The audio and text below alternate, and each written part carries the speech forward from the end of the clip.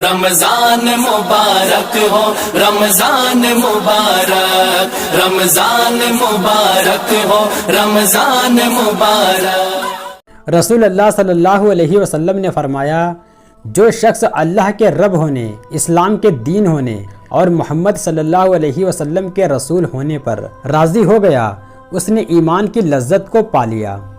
رسول اللہ صلی اللہ علیہ وسلم نے فرمایا، جس نے مسلمان ہونے کے بعد اپنے اصلی باپ کے سوا کسی اور کو اپنا باپ بنایا تو اس پر جنت حرام ہے۔ رسول اللہ صلی اللہ علیہ وسلم نے فرمایا کہ بندہ اسلام اور کفر کے درمیان فرض نماز کا چھوڑ دینا ہے۔ رسول اللہ صلی اللہ علیہ وسلم نے مصیبت کے وقت چلانے والی، بال مونڈنے والی اور گریبان پھاڑنے والی عورتوں سے ناراضگی ظاہر کی ہے۔ رسول اللہ صلی اللہ علیہ وسلم نے فرمایا، قیامت کے دن اللہ تعالیٰ 3 قسم کے آدمیوں سے بات نہیں کرے گا اور نہ ہی ان کو گناہوں سے پاک کرے گا اور نہ ہی ان کی طرف رحمت کی نظر سے دیکھے گا اور ان کو دردناک عذاب ہوگا۔ نمبر 1، بوڑھا زنا کرنے والا۔ نمبر 2، جھوٹ بولنے والا بادشاہ۔ نمبر 3، تکبر کرنے والا فقیر۔ رسول اللہ صلی اللہ علیہ وسلم نے فرمایا، قیامت کے نزدیک اللہ تعالیٰ یمن کی جانب سے ایک ہوا چلائے گا جو ریشم سے بھی زیادہ ملائم ہوگی، اور وہ ہر شخص کو موت کی نیند سلا دے گی جس کے دل میں ذرہ برابر بھی ایمان پایا جائے گا۔ رسول اللہ صلی اللہ علیہ وسلم نے فرمایا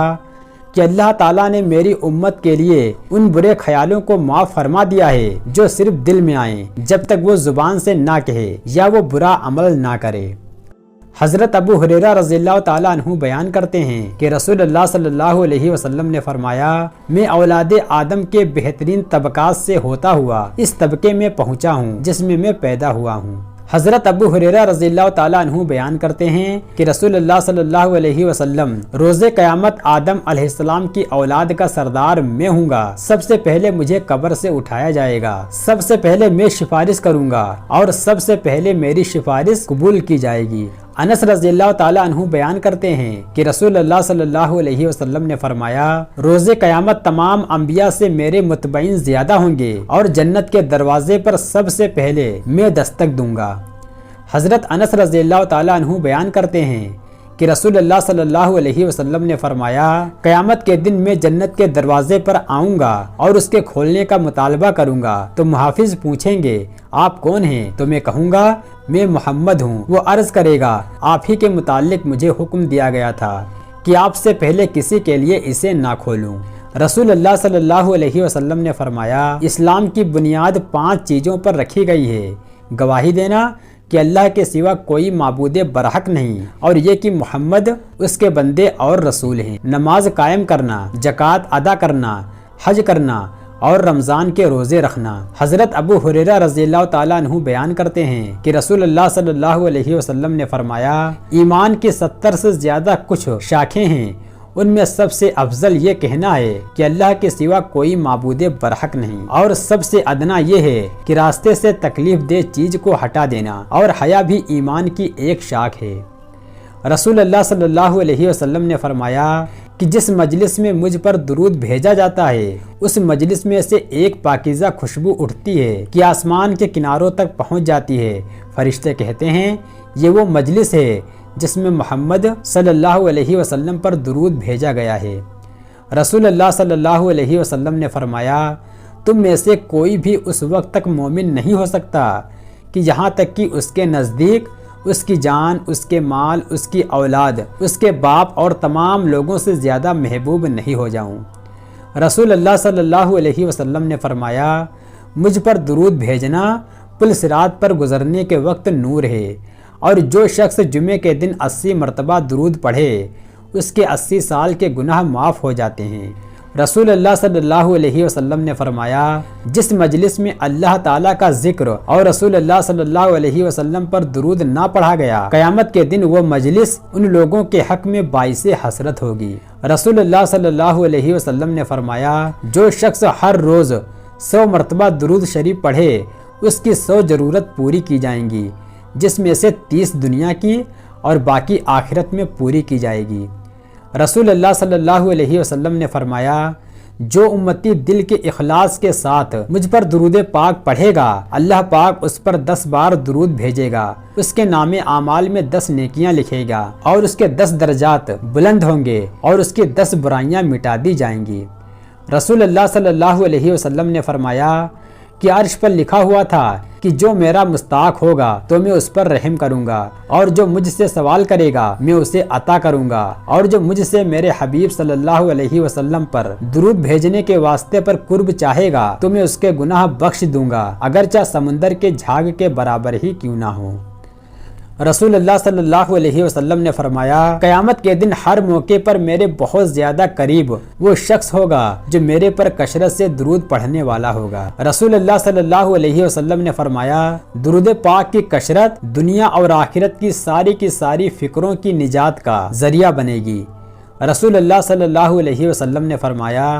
جو ایک دفعہ درود پاک پڑھے گا اللہ اس پر 10 رحمتیں نازل فرمائے گا۔ رسول اللہ صلی اللہ علیہ وسلم نے فرمایا جمعے کے دن جو شخص مجھ پر درود بھیجتا ہے وہ مجھ پر پیش کیا جاتا ہے۔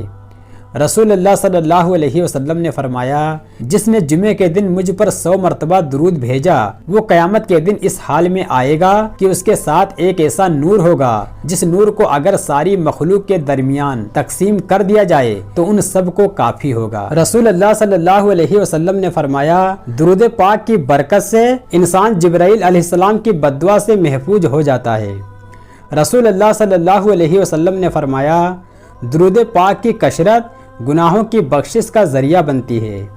رسول اللہ صلی اللہ علیہ وسلم نے فرمایا درود پاک کی کثرت سے اللہ تعالیٰ بندوں کے کاموں کا محافظ بن جاتا ہے۔ رسول اللہ صلی اللہ علیہ وسلم نے فرمایا سب سے زیادہ قیامت کے دن میرے ساتھ اس کو قرب ہوگا جو میرے پر درود پڑھتا ہوگا۔ رسول اللہ صلی اللہ علیہ وسلم نے فرمایا درود پاک پڑھنے والوں پر اللہ پاک کی 70 رحمتیں نازل ہوتی ہیں اور فرشتے اس کے لیے 70 بار دعا کرتے ہیں۔ رسول اللہ صلی اللہ علیہ وسلم نے فرمایا بے شک کسی شخص کا صدقہ اس کی قبر سے گرمی کو دور کر دیتا ہے اور قیامت کے دن مومن اپنے صدقے کے سائے میں ہوگا۔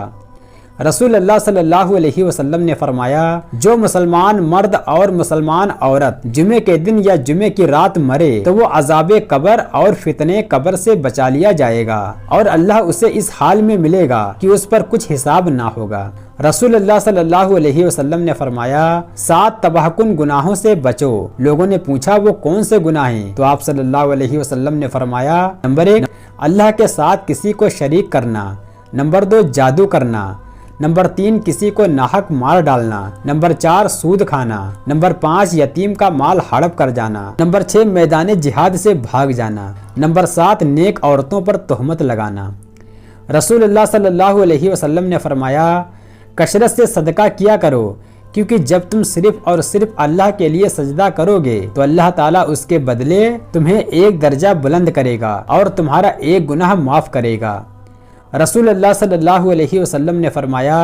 تم اپنے مسلمان بھائی سے جھگڑا مت کرو اور نہ اس سے ایسا مذاق کرو جو جھگڑے کا سبب بنے اور نہ اس سے ایسا وعدہ کرو جس کو تم پورا نہ کر سکو۔ رسول اللہ صلی اللہ علیہ وسلم نے فرمایا جس نے کسی مسلمان کی پردہ پوشی کی اللہ تعالیٰ قیامت کے دن اس کی پردہ پوشی کرے گا۔ رسول اللہ صلی اللہ علیہ وسلم نے فرمایا اللہ پاک فرماتا ہے کہ جب میرا بندہ مجھ سے ملاقات پسند کرتا ہے تو میں بھی اس سے ملاقات پسند کرتا ہوں، اور جب وہ مجھ سے ملاقات ناپسند کرتا ہے تو میں بھی اس سے ملاقات ناپسند کرتا ہوں۔ رسول اللہ صلی اللہ علیہ وسلم نے فرمایا اللہ پاک کے 99 نام ہیں جو کوئی ان کو یاد کر لے تو وہ جنت میں جائے گا، اور اللہ تعالیٰ تاک ہے دوست رکھتا ہے تاک عدد کو۔ رسول اللہ صلی اللہ علیہ وسلم کو جب کوئی مشکل پیش آتی تو آپ صلی اللہ علیہ وسلم فوراً نماز کی طرف متوجہ ہوتے۔ رسول اللہ صلی اللہ علیہ وسلم نے فرمایا اس شخص کے لیے ہلاکت و بربادی ہے جو جھوٹی باتیں بنا کر دوسروں کو ہنسائے۔ حضرت انس رضی اللہ تعالیٰ عنہ سے روایت ہے کہ حضور صلی اللہ علیہ وسلم کا رنگ سفید روشن تھا، پسینے مبارک کی بوند حضور صلی اللہ علیہ وسلم کے چہرے مبارک پر نظر آتی جیسے کہ موتی۔ رسول اللہ صلی اللہ علیہ وسلم نے فرمایا موت کی آرزو نہ کرو، اگر تم نیک ہو تو شاید زیادہ نیکی کر سکو، اور اگر بدکار ہو تو توبہ کر کے اللہ کو راضی کر سکو۔ رسول اللہ صلی اللہ علیہ وسلم نے فرمایا، غیبت کا کفارہ یہ ہے کہ جس کی تم نے غیبت کی ہے اس کے لیے تم مغفرت طلب کرو۔